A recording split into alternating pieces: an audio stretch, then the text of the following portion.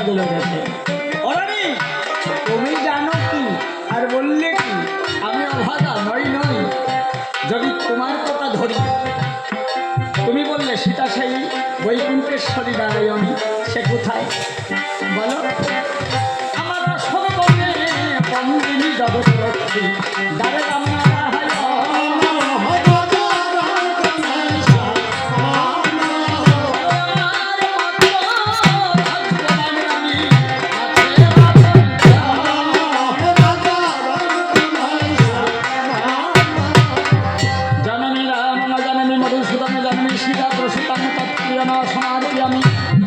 আমি জানি, জেনে শুনে রামের সীতা করেছি চুরি, জলে লগ্নকৃত বাসে রামের সীতারামের চরণের পাশে আমি কোনোদিন ফিরিয়ে দেবো না। তুমি জানো, জেনে শুনে তো কাউকে হাত দেয় না, আমি দিয়েছি। কেন জানো? এবার তুমি শোনো। ভগীরথ যেমন গঙ্গা এনেছিল তার বংশ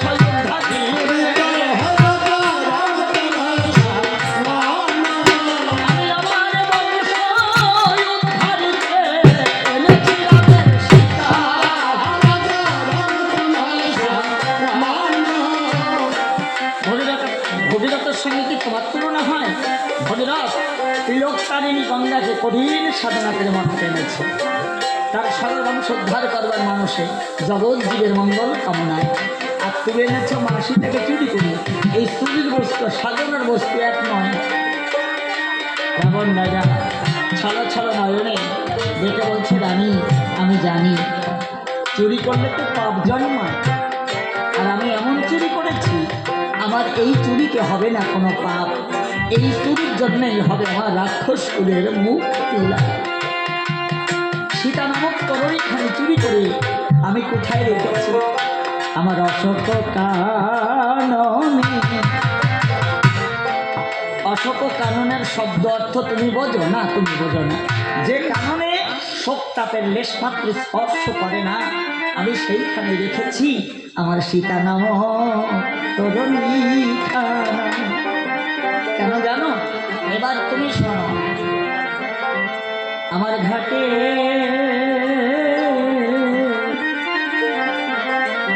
ঘাটে বাধা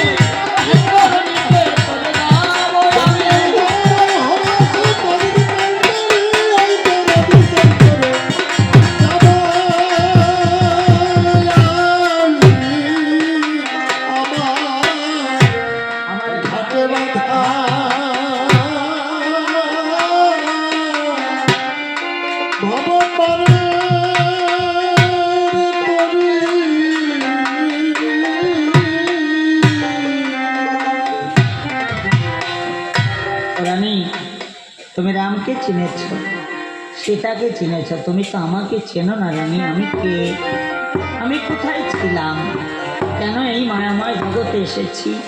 দুদিনের এই খেলা ঘর ভেঙে গেলে আমি আবার কোথায় যাব চলে? আমরা প্রতিটা মানুষই যদি একটি কথা মনে মনে দিনান্তে যদি একবারও চিন্তা করি, কোথায় ছিলাম, কার অমর বিধানে পিতা মাতার সাধনায় এসেছি এই ধরায়, ধোলা খেলায় মেতে আছি। কিন্তু একদিন তো আমার এই ধোলা খেলা শেষ হয়ে যাবে, সেদিন আবার আমাকে এই মায়াময় জগৎ ছেড়ে চলে যেতে। সনারানী, আমি তোমাকে একটা পরিচয় দিয়ে যাই। বৈকুণ্ঠপুরে নারায়ণের দ্বারের দ্বারী ছিলাম আমরা দুটি ভাই, জয় আর বিজয়। একদিন নারায়ণ কঠিন পাহারার দায়িত্ব অর্পণ করে বিশ্রামেরত নয়। ঠিক এমনই সময় ব্রহ্মাপুত্র সনক মুনি এসে দেশে দর্শন দেয়। জয় বিজয়, অন্তরে আছে ভাব প্রভুর চরণ দর্শন পাবো, দ্বার মুক্ত করে দেব। কিন্তু প্রভুর আদেশ ভিন্ন, দ্বার তো মুক্ত করতে পারি না। কঠিন হস্তে পাহারা দেওয়ার সনকমণি মনেতে মনস্তাপ দিয়েছিল সেদিন ভীষণ অভিশাপ। জয় বিজয় রে, ভগবান দর্শন করতে গেলি না রে, ওরে অন্তরে পেয়েছে অন্ততা, করবো না তোদের নাম, দিলাম তোদের ভীষণ অভিশাপ। দস্যুর মতো ব্যবহার করি বলি জনম হবে তোদের দস্যু কুলে রাক্ষস কুলে। প্রভুর চরণ বলে জড়িয়ে ধরে সেদিন বলেছিলাম, প্রভু তবদা রক্ষিবারে সনকময়ী অভিশাপ দিয়েছে মোরে, খণ্ডাবো কেমন করে বলো তার উপায়। প্রভু বললেন, জয় বিজয়, ব্রহ্মসাপ আখণ্ডনম হবে, তবে তোমরা আমার কথা নেবে। যদি আমার শত্রুরূপে জগতে জন্মাবে 3 জন্মে তোমরা মুক্তি পাবে, আর যদি মৃত্যুর রূপে জগতে জন্মাও 7 জন্ম পরে যদি মুক্তি পদ পাও। ও প্রভু, 7 জন্ম কেমনে সহিব মাধব বিরহ জ্বালা। চাই না তোমার মৃত্যু জন্ম, তোমার শত্রুরূপে এই জগতে জন্মাবো। হে মাধব, যতবার শত্রুরূপে জগতে জন্মাবো, তুমি আমাদের পরিত্রাণ হেতু নররূপে নেমে আসবে নারায়ণ। তব করে অভিশপ্ত জীবন থেকে মুক্তি লাভ করে ওই শ্রীচরণ দর্শন করিতে করিতে যেন স্বর্গে চলে যায়। তাই হবে একটি জন্ম চলে গেছে হিরণ্যকশিপুর নামে। সেদিন নরসিংহ রূপ ধারণ করে প্রভু উদ্ধার করেছিলেন মোরে। আর দ্বিতীয় জন্ম চলছে রাবণ কুম্ভকর্ণ, ভাই মোর কুম্ভকর্ণ।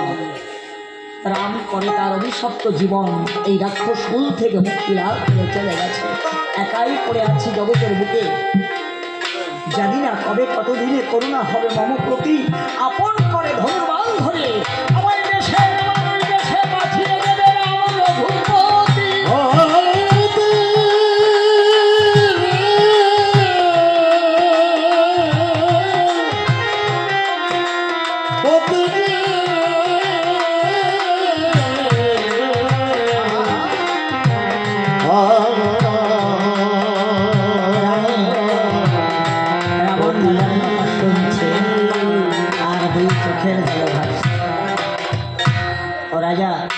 তোমার অন্তরের অন্তরস্থলে ভগবান প্রীতি, এই অটুট অভ্রান্ত বিশ্বাস ভক্তি আমি তো এতদিন বুঝতে পারিনি।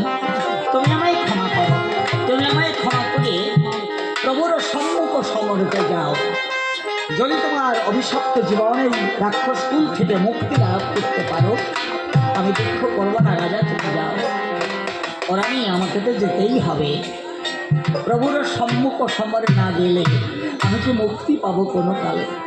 এই যে ভগবানের সম্মুখে একার যেতে হয়, কারণ একা আসা একা যাওয়া এই তো ভবের খেলা। কেউ বা আগে কেউ বা পেছে, ভাষায় পারের ভেলা। ভগবানের সম্মুখে যেতে হয়। কিন্তু এই রাবণ রাজা বলছে, আমি তো ত্রিদিক বিজয় দিই, আমি বাহুবলে স্বর্গমত্ত পাতার অধিকার করেছিলাম। 33 কোটি দেবতা আমার আজ্ঞাবহ দাস, জম কাটে আমার ঘোড়ার ঘাস, বরুণ দেব আমার পদধৌত করে নিত্য নিত্য। আমি তো পদচারণে যেতে পারি না, আমাকে যেতে হলে সারথী পবনকে ডেকে এনে ভুবন বিজয় রথ সুসজ্জিত করে নিয়ে যেতে হবে। ভুবন বিজয় রথ, এই যে ভুবন বিজয় রথ, যখন ভুবন বিজয় হয়ে যায় তখন সাজজনার স্কন্ধে চড়ে যা যেতে হবে আমার আপনালয়। ওই হচ্ছে ভুবন বিজয় রথ। আর সাধন জগতে কি কথা বলছেন? মনোরথ দেখিতে সুন্দর। যে যে নাম জপ করুন না কেন, কালী কৃষ্ণ হর হরি বিদিত শ্রীনিবাস, একই সত্য বিশ্বে তাহার বিবিধ প্রকাশ, মূলে এক শক্তির বিকাশ। আপনি কোন ভক্ত, কোন নাম জপ করেন আমার দেখার দরকার নেই, তবে সেই নাম জপিতে জপিতে নিজের মনোরথকে যেন সুন্দর করে সাজানো হয়। নিজের মনোরথকে যখন সুন্দর করে সাজানো হবে তখন এ সুন্দর ভুবন মাঝে যিনি এই সুন্দর ভুবনটিকে সৃজন করেছেন সেই পরম সুন্দর এসে মনোময়, এই মনোময় রথের উপরে বসে। রথটা যদি নোংরা থাকে ওই পরম সুন্দর এসে বসে। যদি সুন্দর করে রথটিকে সাজিয়ে নেওয়া হয় তবেই সেই পরম সুন্দরের চরণ যুগল ওই রথের ওপরে দেয়। হরিবল হরিবল। লীলা কথায় সারথী পবন কিভাবে সাজাচ্ছে? সারথী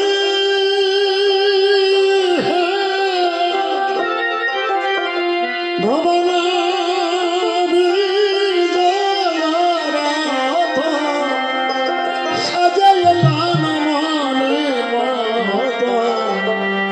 মনোরথ দেখিতে সুন্দর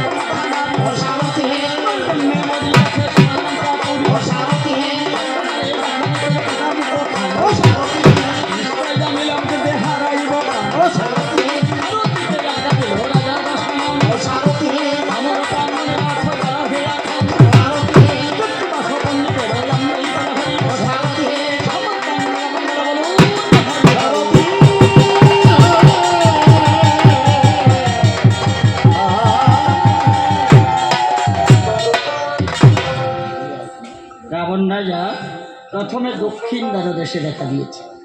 দক্ষিণ দ্বারে কে আছে? সুগ্রীব রাজা আর হচ্ছে হনুমান।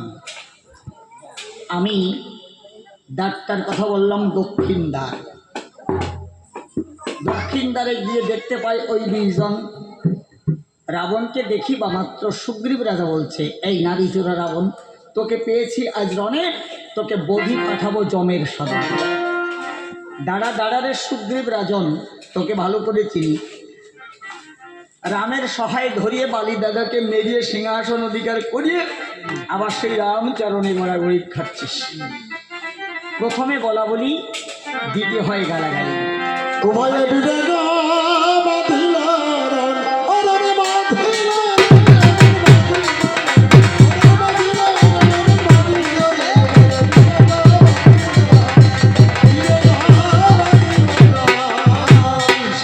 আর বৃক্ষ রয়ে যখন সুগ্রীব রাজা ধায়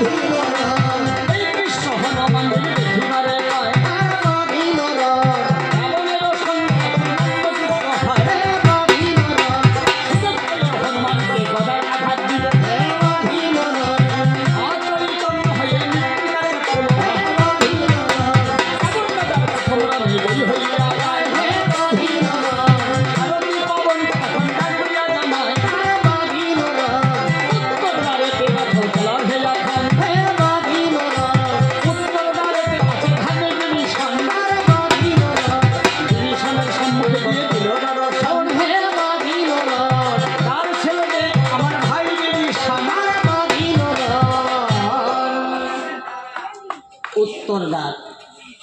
দক্ষিণ দ্বার যদি কেউ জয়ী হতে পারে সে যেতে পারে উত্তর দ্বারে। এবার দক্ষিণ দ্বারটা কি? উত্তর দ্বার মানে মানবের উত্তরাঙ্গ। তাহলে দক্ষিণ দ্বার সাধুগুরু বৈষ্ণবদের হিসাব নাভির নিম্ন। তাহলে কয়জন আছে জগতে? ওই দক্ষিণ দেশ জয়ী হয় যে কয়জন গুরুর কৃপা লাভ করেছে সেই কয়জন দক্ষিণ দ্বার জয়ী হয়। দক্ষিণ দ্বার জয়ী হয়ে সপ্ততলা ভেদ করিয়ে যদি আনতে পারে বিদলের উপরে সাধন সুকৃতির বলে পরম সম্পদ যখন সাধন জগতে এনে এই বিদল চক্রের উপরে পিতৃধনের উপরে হরিধর বিরাজ করে, লয়ে রাজ বিহারী রাসেশ্বরী মহারাজ করে, হরিবল হরিবল। তাহলে মানুষ যদি সেইভাবে সাধনা করতে পারে তখন উজান ভাই। আর আমরা তো প্রতিটা মানুষই বাটির দেশে হরিবল হরিবল। উজানে কয়জন উজানে? যদি বলি হাত কিছু করেন দিই আপনারা উজানে কোন কোন কোন কোন কোন একজনও হাত তুলবে না। তবে যারা জেনেছে ভাটির দেশ থেকে উজানে যারা জেনেছে তারা চুপ করে গেছে, তারা আর কথা বলে হরিবল হরিবল। আমি একটু ইঙ্গিতেই গেলাম কথাগুলো বলিয়ে, পরিষ্কার করা যায় না, এর থেকে পরিষ্কার করা যায় না।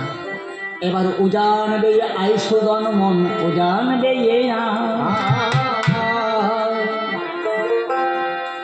এই কথাটাই ওই যে নবদ্বারে তালা দিয়ে রাখ, মণি কোঠায় আলো জ্বেলে এক নিরিখে থাকতা, এক নিরিখ যাদের হয়েছে তারাই ওই নবদ্বারের ওই প্রথম দ্বার ওইটা বন্ধ করিয়ে তখন ধীরে ধীরে এক নিরিখ ধরিয়ে যেতে পারে যখন বিদলের উপরে, তখন যার যার সাধনার ধন সেইখানে গিয়ে করে দর্শন। হরিবল হরিবল। কৃষ্ণ ভক্ত যারা যারা ওই যে বললাম পিতৃধনের উপরে হরিধন বিরাজ করলে রাজীব হরি রাজেশ্বরী মহারাজ করে, কৃষ্ণ ভক্ত যারা যারা ওই জগতে গেলে তারা এই দর্শন চক্ষু দিয়ে নয়, তখন জ্ঞান আঁকি উন্মিলন করে রাধা গোবিন্দের চরণ দর্শন পায়। হরিভক্ত যারা যারা ওই উপরে গেলে পরে তারা শান্তি হরির চরণ যুগল দর্শন এলে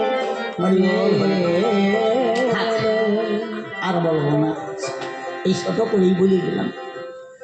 এবার কি বিভীষণ বলছে, দাদা তুমি আজ তো আমাকে ভাই বলে সম্ভাষণ করছো, কিন্তু একদিন তুমি আমাকে পদাঘাত করে রাজ্যচ্যুত করে দিয়েছিলে। আমি রামচরণ কমলের আশ্রয় পেয়েছি, তা যতক্ষণ দেহে আছে প্রাণ দ্বার ছেড়ে যাবে না ধার্মিক বিভীষণ। রাবণ রাজা শুনছে, মনে মনে ওই বিভীষণকে বলছে, ও বিভীষণ, সেদিন যদি আমি তোকে পদাঘাত করে রাজ্যচ্যুত না করতাম, ওরে জগতের পরম সম্পদ শ্রীহরির শ্রীপাদ পদ্মপীঠ লাভ করতে পারতিস না। আমি যে তোর কত বড় বান্ধব, আমি যেদিন থাকবো না সেই দিন বুঝবি যে আমি তোর কত বড় বান্ধব। অবিভীষণ, আমি লক্ষণকে নিক্ষেপ করবো বলে যে শেলপার বান এনেছি তুলে, এই শেলপার বানের প্রতিভাগকে বান মারতে হয় তোর জানা নেই। পরের লাগিয়া কেন দিবি প্রাণ বিসর্জন, বিভীষণ দ্বার মৃত্যু করে দে। বিভীষণ হর্ষোৎফুল্ল বদনে রেখে বলছে, দাদা তুমি যত কঠিন বান আমার উপর নিক্ষেপ করো না কেন, তুমি আমাকে কিছুই করতে পারবে না। কেন জানো? শোনো, আমি যথাসর্বস্ব ত্যাগ করিয়ে ভগবানের অভয় চরণে আশ্রয় নিয়েছি। দাদা এই জগতে এইরূপ আত্মবিশ্বাস করে যে নাম যে জপ করুন না কেন, সেই ইষ্টদেবের শ্রীচরণে এইরূপ আত্মবিশ্বাস করে যদি কেউ নিজেকে নিজে সম্পূর্ণ সমর্পণ করতে পারে ভগবানের কৃপা, তার গায়ে একটা পাতার আঘাত, একটা কাঁটার আসরও লাগে না, একটা কাঁটার আসরও লাগে কি লাগবে না। তাহলে নাম, তাহলে সত্যবাণী মিথ্যা হয়ে যায়। ভগবানের আশ্রয় যে নেয়। রাবণ রাজা এ কথাও শুনেছে। আমি জানি রে বিভীষণ, আমার যত কঠিন বানও হোক না কেন তোকে স্পর্শ করতে পারবে না, একথা আমি জানি। তথাপি আমি যখন বাণ নিক্ষেপ করব, আমার এই দুরন্ত বাণ যখন গর্জন করে উঠবে, তুই ভয় ভীত হয়ে উচ্চৈস্বরে রাম রাম বলে কাঁদবি। তোর এই আত্মনাথ শ্রবণ করিয়ে রাম লক্ষ্মণ ছুটে আসবে তোর ধারে তোকে রক্ষা করবার তরে করে। তখন আমি রাম রূপ আর লক্ষ্মণের রূপ দর্শন পাব। এই যে মনে মনে যে চিন্তা চেতনা, সঙ্গে সঙ্গে শেলপার বান তুলে মন্ত্রপুত করে যখন বান নিক্ষেপ করতে মার শব্দে বিভীষণের দিকে যখন এগিয়ে চলে, বিভীষণ বানের ভিড় গর্জন শুনে উচ্চের স্বরে বলছে, কোথায় বন্ধুরা?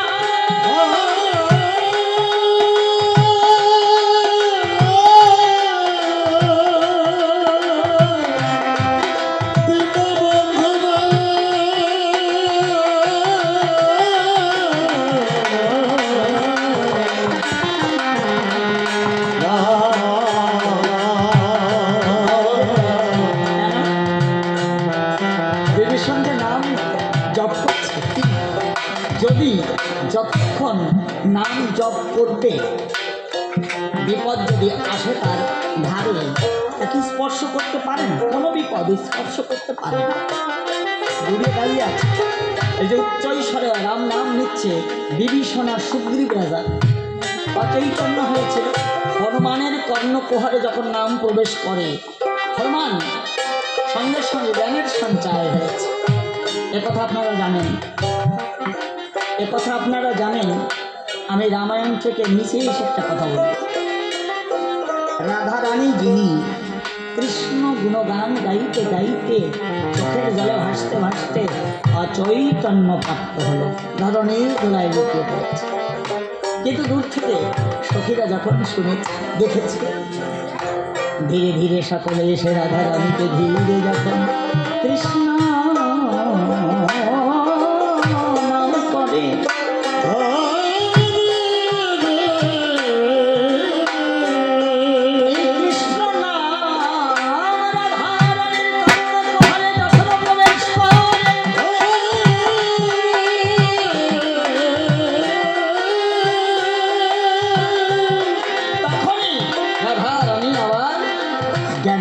সঞ্চয় হলো। তাহলে যে নাম নিতে নিতে অচৈতন্য হয়ে পড়ে ধুলাতে, আবার সেই নাম তার কর্ণ প্রহারে দিবে, সে আবার জ্ঞানের সঞ্চয় হয়। হায় হায়, এটা নামের দায়িকা।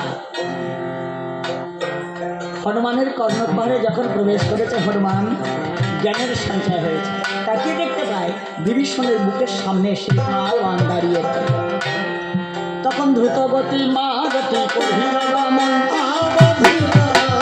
রামচন্দ্রের সম্মুখে দিয়ে দিল দর্শন।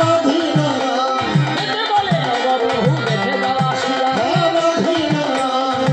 সময় বিভীষণ বসিয়া আছে বিভীষণের মরণ বলে যখন শুনতে পেল, ধনুর্বাণে দিলে লক্ষণ রাউন্ড করে দিল। লক্ষণ বিভীষণের মরণ বড়তা শুনিবা মাত্র ধনুর্বাণ নিয়ে ওই বিভীষণকে রক্ষা করবার পরে চলছে। আর প্রভু রাম দয়াময় ভাই লক্ষণের হস্ত ধরিয়ে নয়ন জলে বক্ষ প্লাবিত করছে। আর ডেকে বলছে, লক্ষণ রে ও ভাই করি রে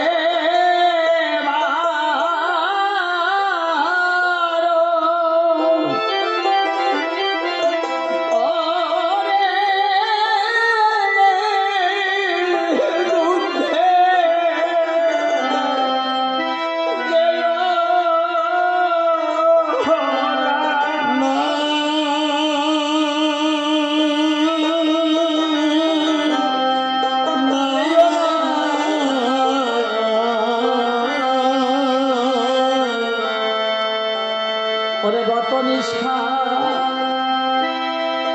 যোগে রে ভাই লক্ষণ আমি,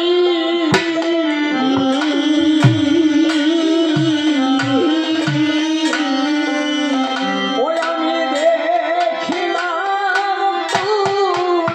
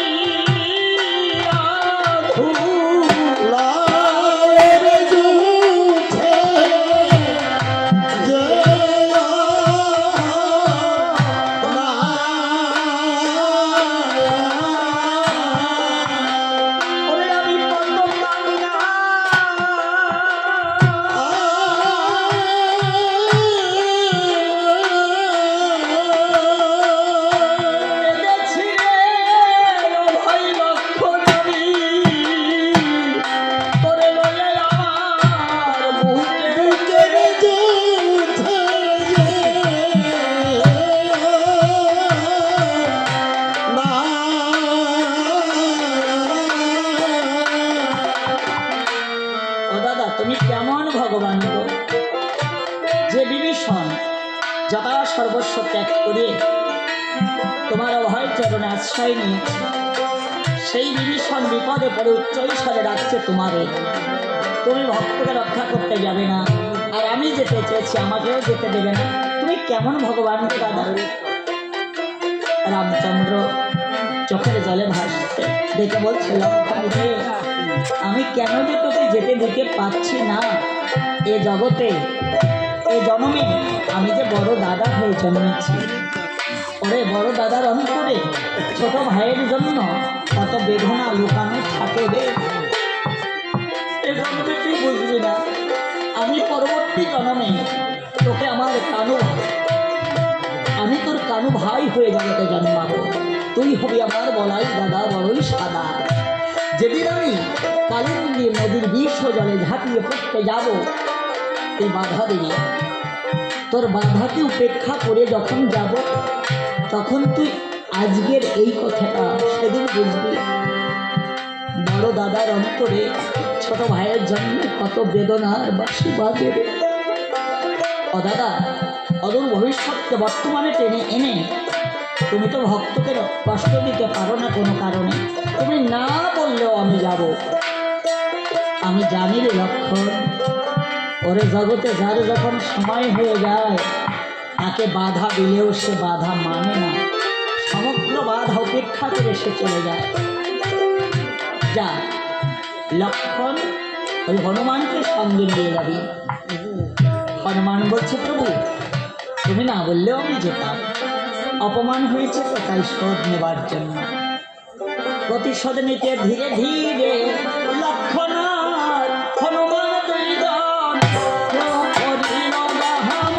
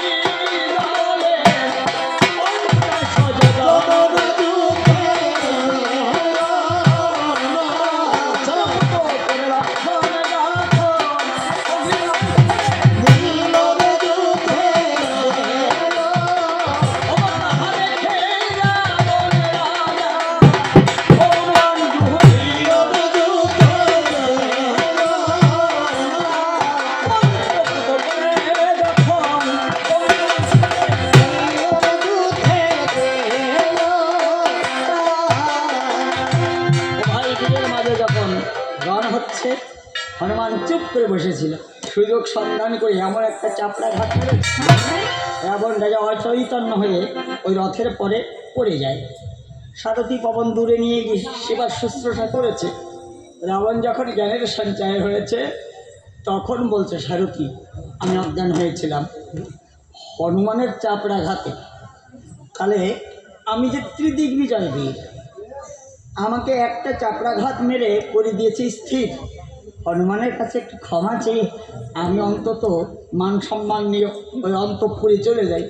হনুমান ক্ষমা যখনই চেয়েছে, ভক্তের কাছে ক্ষমা চাইলে তো সহজেই পাওয়া যায়, হনুমান ক্ষমা করে দিয়েছে। ক্ষমা করে দিয়ে আবার চিন্তা করছে, এটা বুদ্ধিমানের কাজ হলো না। এই বেটা রাবণ এ তো নারী চোরা, এই নারী চোরা রাবণকে ক্ষমা করা বুদ্ধিমানের কাজ না, আমি তো অন্য বুদ্ধি খাটাই। তখন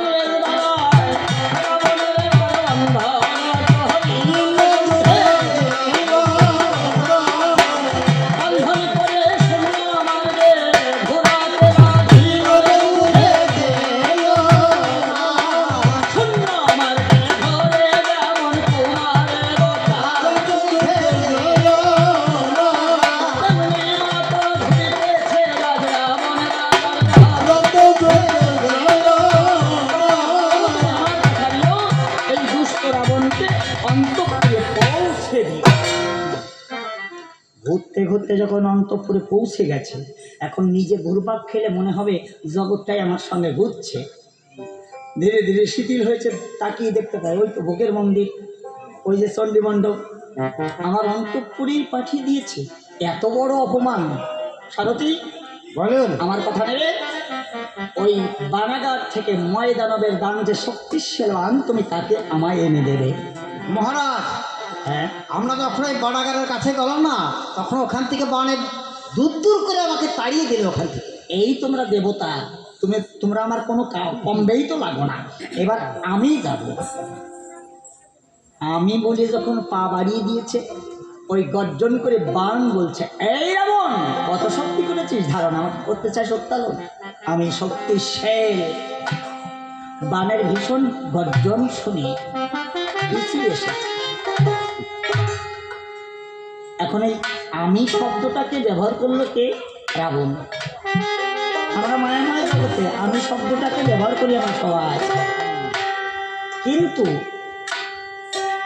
তারক গোসাই, সাধক কবি তারক গোসাই বললেন, আমার যবে যাবে তবে দেহ শুদ্ধ হবে, বিশুদ্ধ প্রেম মহাভাবে ঘটবে অকাম কামনা। তাহলে আমার যতদিন থাকবে ততদিন দেহ শুদ্ধ হয় না, হয় না, হয় না। আমার কথা না, তারক গোসাইর কথা। আমার যবে যাবে তবে দেহ শুদ্ধ হবে, বিশুদ্ধ প্রেম মহাভাবে ঘটবে অকাম কামনা। এখন রাবণ রাজা ওই গর্জন শুনে ভয় পেয়েছে, কিন্তু সবাই যেন আমার বিমুখ। মাকে ডাকছে, মা দেখা দে, মা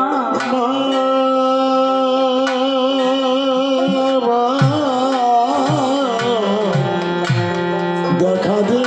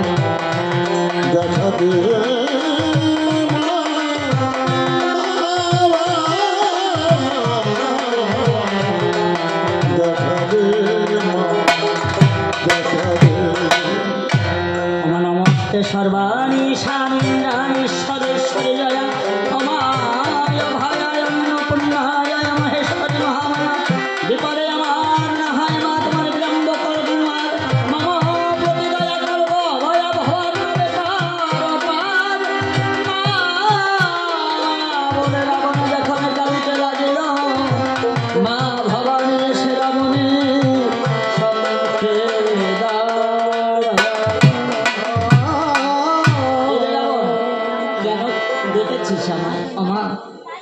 আমি যে লক্ষণের রণে পরাজয় হয়েছি, হনুমান আমাকে অপমান করে তাড়িয়ে দিয়েছে। ওই যে ময়দানবের বান, যে শক্তিশালী বান, যাকে সহায় করিয়ে আমি পুনরায় রণ করতে যেতে চেয়েছিলাম, কিন্তু বান আমাকে দূর দূর করে তাড়িয়ে দিয়েছে। বলে দে মা, আমি কি উপায়ে ওই শক্তিশালী বানকে সঙ্গে নিয়ে পুনরায় রণ করতে যেতে পারি? রাবণ, আত্মহংকার বর্জন করো। মা মা বলে ডাকতে ডাকতে যখন যাবে বানাগারেতে, প্রত্যুত্তরে বান তোমার সঙ্গে কথা বলে আশীর্বাদ করে দেব, আমি যেন ওই শক্তিশালী বানকে নিয়ে পুনরায় রণ করতে যেতে পারি।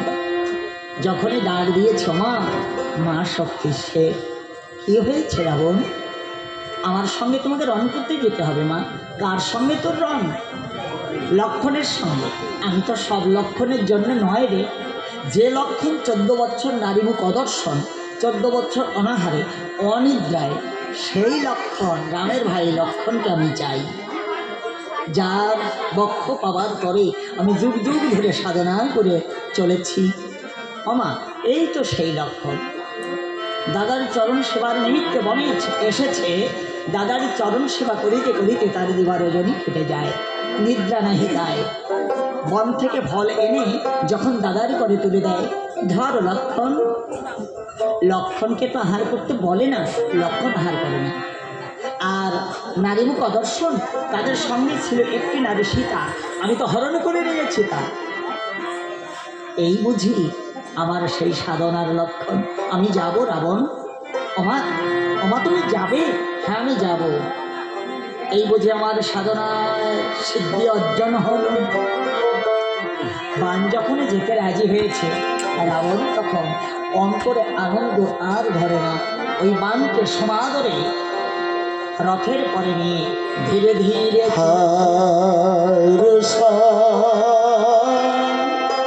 মরে চলে দশা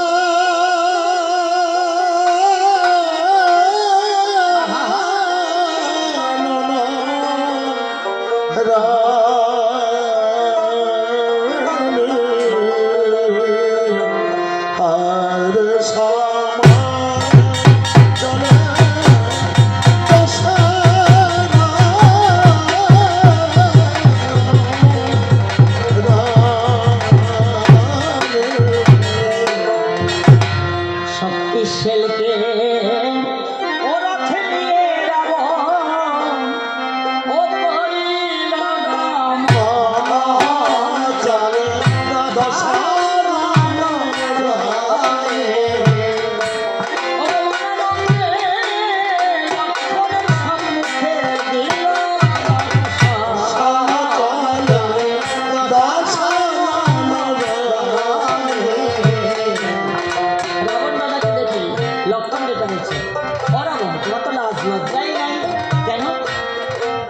তুমি ইতিপূর্বে আমার হনুমানের কাছে পরাজয় হয়ে ফিরে গেছো অন্তর করে, কত অপমান করে তোমাকে পাঠিয়ে দিয়েছে, আবার তুমি এসেছো। হ্যাঁ এসেছি, এবার এসেছি আমি তোমার জমদূত হয়ে।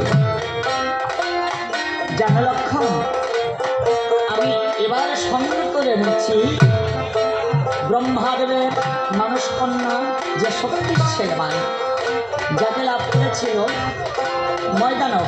ময়দানব নাম করেছিল আমায়, আর সেই শক্তিশালীকে আমি সঙ্গে করে এনেছি। এই শক্তিশালী বানের প্রতিহত কি বান মারতে হয় তুমি জানো না। সম্মুখে তোমার ভীষণ বিপদ, তবে তোমার এই বিপদ থেকে রক্ষা করতে পারবে তোমার বিপদ ভঞ্জন মধুসূদন দয়াল দাদা। আমি তোমাকে সময় দিলাম, তুমি দাদার চরণ স্মরণ করো। লক্ষণের অন্তরে যখন সেই একইভাবে আত্মহংকারে গর্জে উঠেছে, রাবণ আগে তোমার বান করবো দর্শন করে দাদার চরণে দেব শরণ। অহংকার করো না লক্ষণ, অহংকার করো না। পর্বত ভরা নদী ভরা সইতে পারে মা ধরা, কিন্তু অহংকারের ভার ধরা দেবী সইতে পারেন না। আমি যদিও তোমাদের শত্রু হই, সত্য কথা তোমার কাছে কই, আমার আত্মহংকারের জন্য আমার সোনার লঙ্কা শ্মশানে পরিণত হয়ে গেছে। তুমি দাদার চরণ স্মরণ করো লক্ষণ। লক্ষণ পুনরায় যখন এই কথা শুনেছে, আমি তোমার মান করতে চাই দর্শন করে দাদার চরণে নেব শরণ। ও লক্ষণ, বড় ভুল করছে লক্ষণ। তুমি কি দেখতে পাচ্ছ না আমার অহংকারে আমার বীর শ্রেষ্ঠ নন্দনগুলো সবাই কালের কবরে চলে গেছে। আত্মহংকার বর্জন করে দাদার চরণ স্মরণ করো। লক্ষণ একে একে একটাই ভাষা যখন তৃতীয়বার করেছ উচ্চারণ, আগে তোমার মান করতে চাই দর্শন করে দাদার চরণে দেব শরণ। রাবণের ধৈর্যের বাদ যখন ভেঙে গেছে, ওই শক্তিশালী বাণকে অনেকে যদি না করে আপনার লোকে মন্ত্রমুগ্ধ করে যখন বাণ চলে বারবার শব্দে বিশ্বগ্রাসী ঘোরা দিলে লক্ষণের দিকে এগিয়ে চলে। লক্ষণ ভয় পেয়ে দু হাত প্রসারিত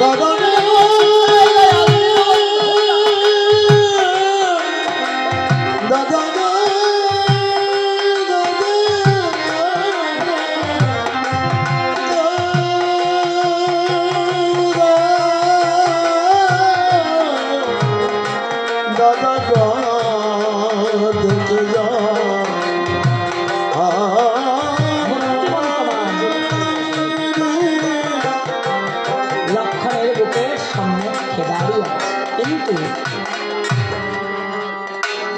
দেখে বলছে ঠাকুর লক্ষণ, রাম দাদার দোহাই যে আমাকে দাঁড়ি করে দিয়েছিল, আমিও সেই রামের দোহাই দিলাম, যতক্ষণ প্রভু এখানে না আসবে তুমি এক পদও আমার সম্মুখ হতে দূরে যেতে পারবে না। হনুমান যখন এই দৃশ্য করেছে দর্শন, ছুটে গিয়ে প্রভু রামচন্দ্রের চরণ যুগলে জড়িয়ে ধরেছে। প্রভু, শক্তিশালী বাণের কবল থেকে রক্ষা করো ঠাকুর লক্ষ্মণকে। ভাই ভাই বলতে বলতে বাণের সম্মুখে দাঁড়িয়েছে, করে জোরে বলছে, হে বাণ শক্তিশালী, তুমি আমার ভাই লক্ষ্মণকে ক্ষমা করিয়ে পতিত হও আমার বক্ষ মাঝারে। মুক্তিমন্ত বাণ বলছে, প্রভু চমৎকার তোমার ভ্রাতৃভক্তি, এই জীব জগতে প্রতিটা ঘরে ঘরে ভাইয়েরা যেন তোমার মতো একজন দাদা পায় মায়ার সংসারে। অপ্রভু, সৃষ্টির প্রারম্ভে তুমি যেদিন আমাকে বলেছিলে ত্রেতা যুগে আমার ভাই লক্ষ্মণের কচি কমল বক্ষ কিছু সময়ের জন্য তোমায় দান করলাম, সেই যুগেই দান করে দিয়েছ। আর আজ যদি আমাকে চলে যেতে বলো আমি চলে যাব, তবে জেনে রেখো প্রভু, ভক্তের ভগবান বলে আর কেউ ডাকবে না তোমায় এ ভূমণ্ডলে। একদিকে ভাই, অন্যদিকে ভক্ত, চোখের জলে ভাসছে আর করে জোরে বলছে, বাণ তুমি আমার ভাই লক্ষ্মণের পক্ষে অতীব মন্থর গতিতে পতিত হবে, তোমার নিদারুণ আঘাতে আমার ভাই লক্ষ্মণ যেন প্রাণে না হবে। ভগবান ইঙ্গিত ভিন্ন, গাছের একটি পাতাও ঝরে পড়ে না মৃত্তিকা। শক্তিশালী চলতে পারে যখন এই অনুমতি দান করেছে। মারমার শব্দে গিয়ে লক্ষ্মণের পক্ষে আঘাত, ঠাকুর লক্ষ্মণ ধরণীর ধোলায় লুটিয়ে পড়ে। প্রভু রাম দয়াময় ছুটে গিয়ে ভাই লক্ষ্মণকে বক্ষে নিয়ে চোখের জলে ভাসছে, ও লক্ষ্মণ একবার কথা বল লক্ষ্মণ, একবার আমায় দাদা বলে ডাক। দাদা বলে ডাকে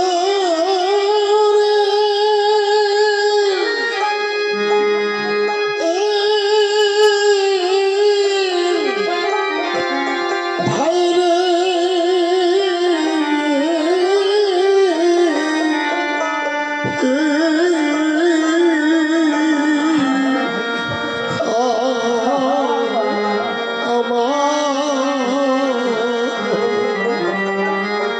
তোর কোমল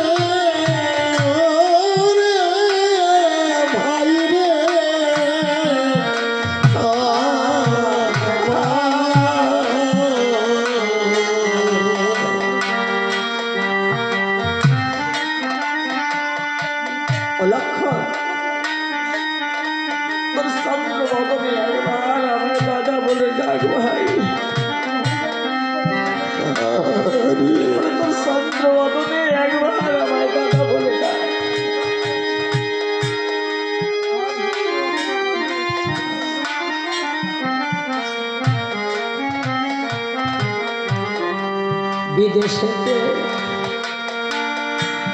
মরলি লক্ষ্য দিয়ে ভাইরে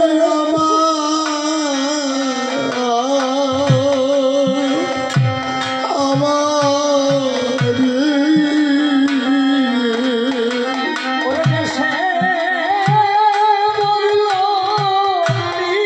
পিতা।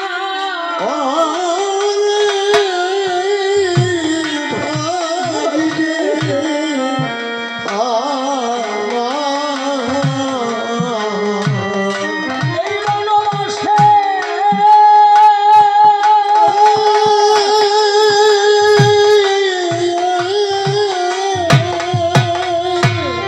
এসে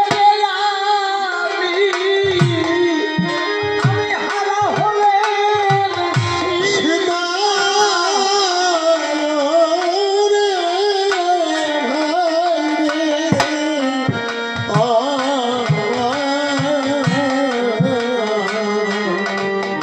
সীতা বলে সীতা পাবনে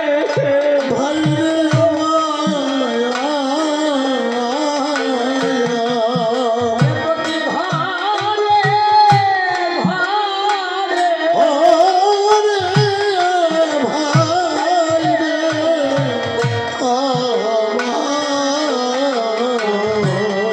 ওরে তোর শোনো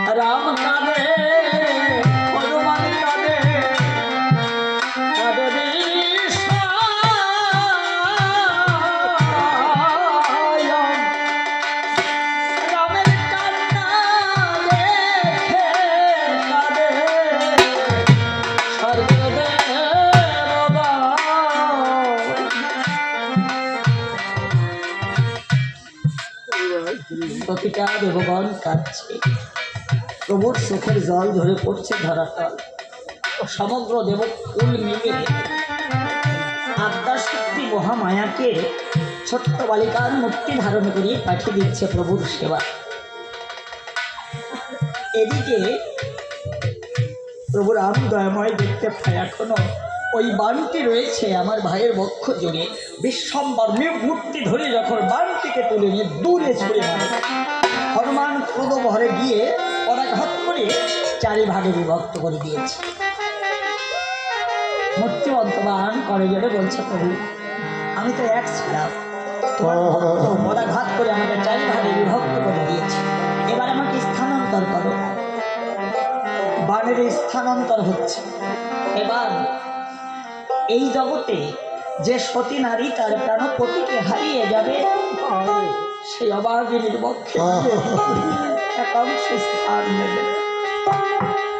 আর এই জগতে যেজন তার অর্ধাঙ্গিনী সহধর্মিণীকে হারিয়ে যাবে, সেই অবাগার পক্ষে এক অংশ স্থান নেবে। আর মায়াময় জগতে যে জনক জননী তার প্রাণের পুত্র কন্যাকে হারিয়ে যাবে, তাদের মস্তকে গিয়ে এক ভাগ আশ্রয় নেবে। আর শেষ অংশ কেন আর বলতে পারছে না। এবার মায়াময় জগতে যে অভাগা তার প্রাণের ভাইকে হারিয়ে যাবে, তুই গিয়ে সেই ভ্রাতৃহারার পক্ষে স্থান নেবে। প্রণামন্তে যখন প্রস্থান নিতে চায়, অভিশাপ দেয়, অবান শক্তিশীল, তোর আর শক্তি থাকবে না। শোকতপ্ত ব্যক্তিকে যখন স্নান করাবে, জলের সঙ্গে এক ভাগ শোক তার ধুয়ে যাবে। যখন তাকে নিদ্রা আহার করাবে, আর এক অংশ শোক তার চলে যাবে। যখন নিদ্রা যাবে, স্বপ্নের জগতে আর এক অংশ শোক তার চলে যাবে, বিলীন হয়ে যাবে। আর এক অংশ সে যতদিন জগতে থাকবে, তার অন্তরের স্থলে থেকে তাকে কুড়িয়ে কুড়িয়ে খাবে। বানের উপায় হয়েছে, কিন্তু আমার ভাই লক্ষণের প্রাণ ফিরে পাবো এমন উপায় আমাকে কি করে দেবে? ওই যে আদ্যা শক্তি মহামায়া ওরা জোরে বলছে, প্রভু তোমার ওই শক্তির দ্বারায় ভাই লক্ষণের প্রাণ পাবে না দয়াময়। এইখান থেকে 350 যোজন দূর 18 বছরের পথ আছে গন্ধমাদন পর্বত। সেই পর্বতে আছে পঞ্চ ঔষধ। এই পঞ্চ জড়িবুটি রজনীর মাঝে এনে বন্টন করে লক্ষণের ক্ষতের স্থানে দিলেন। ঠাকুর লক্ষণ কোনো প্রাণ ফিরে পাবে।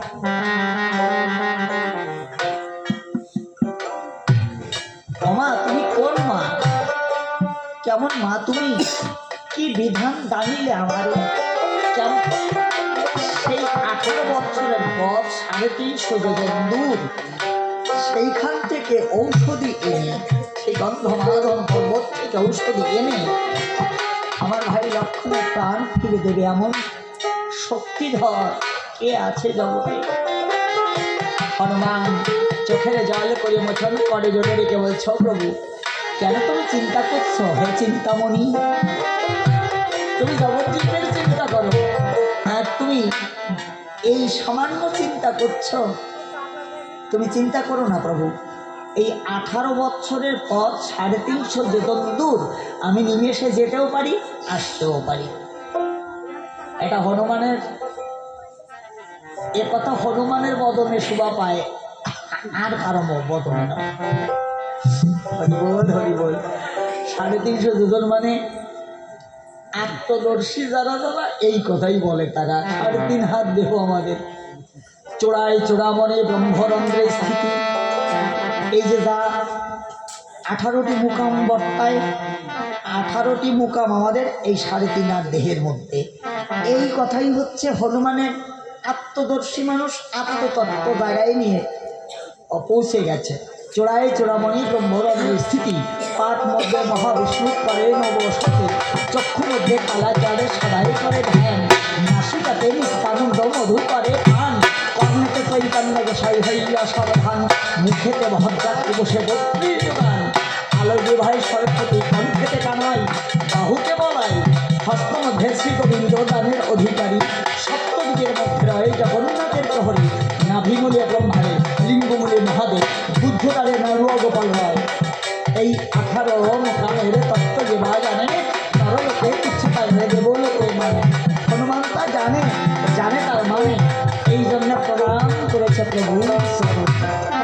ও প্রভু, চিন্তা করো না, তুমি যে চিন্তামণি, চিন্তা করো না। ভগবানকেও ভক্ত অভয় দেয়। আমি শুধুমাত্র তোমার চরণ ধুলকে পাথেয় করে সেই গন্ধমাদন পর্বতে যাব। এখন হনুমানের তো প্রভুর চরণ ধুলিতে পথের সম্বল হয়, আর আমরা যারা গান গাই একটু বিশ্রামও তো চাই নাকি? সেই যে শুরু করেছি আর এই একটু বিশ্রামও চাই। আর এগুলোর সামনে